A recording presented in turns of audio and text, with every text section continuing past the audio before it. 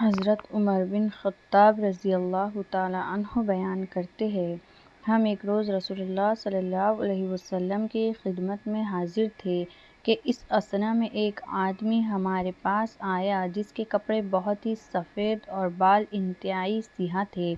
اس پر سفر کے آثار نظر آتے تھے، نہ ہم میں سے کوئی اسے جانتا تھا، حتیٰ کہ وہ دو زانو ہو کر نبی صلی اللہ علیہ وسلم کے سامنے بیٹھ گیا اور اس نے اپنے دونوں ہاتھ اپنی رانوں پر رکھ لیے اور کہا، محمد صلی اللہ علیہ وسلم، اسلام کے متعلق مجھے بتائیں۔ آپ صلی اللہ علیہ وسلم نے فرمایا، اسلام یہ ہے کہ تم گواہی دو کہ اللہ کے سوا کوئی معبود برحق نہیں اور یہ کہ محمد اللہ کے رسول ہے، نماز قائم کرو، زکوٰۃ ادا کرو، رمضان کے روزے رکھو اور اگر استطاعت ہو تو بیت اللہ کا حج کرو۔ اس نے کہا، آپ نے سچ فرمایا۔ ہمیں اس سے تعجب ہوا کہ وہ آپ سے پوچھتا ہے اور آپ کی تصدیق بھی کرتا ہے۔ اس نے کہا، ایمان کے بارے میں مجھے بتائیں۔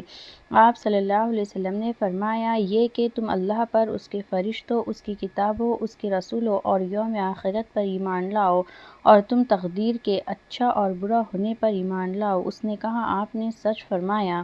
پھر اس نے کہا، احسان کے بارے میں مجھے بتائیں۔ آپ صلی اللہ علیہ وسلم نے فرمایا، یہ کہ تم اللہ کی عبادت اس طرح کرو گویا تم اسے دیکھ رہے ہو اور اگر تم اسے نہیں دیکھ سکے تو وہ یقیناً تمہیں دیکھ رہا ہے۔ اس نے کہا، قیامت کے بارے میں مجھے بتائیں۔ آپ صلی اللہ علیہ وسلم نے فرمایا، مسئول اس کے متعلق سائل سے زیادہ نہیں جانتا۔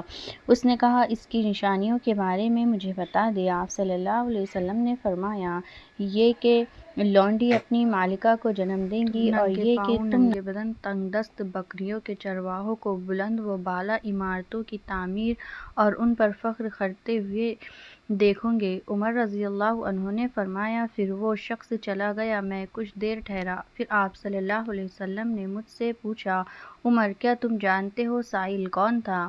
میں نے عرض کیا، اللہ اور اس کے رسول بہتر جانتے ہیں۔ آپ صلی اللہ علیہ وسلم نے فرمایا، وہ جبرائیل علیہ السلام تھے، وہ تمہیں تمہارا دین سکھانے کے لیے تمہارے پاس تشریف لائے تھے۔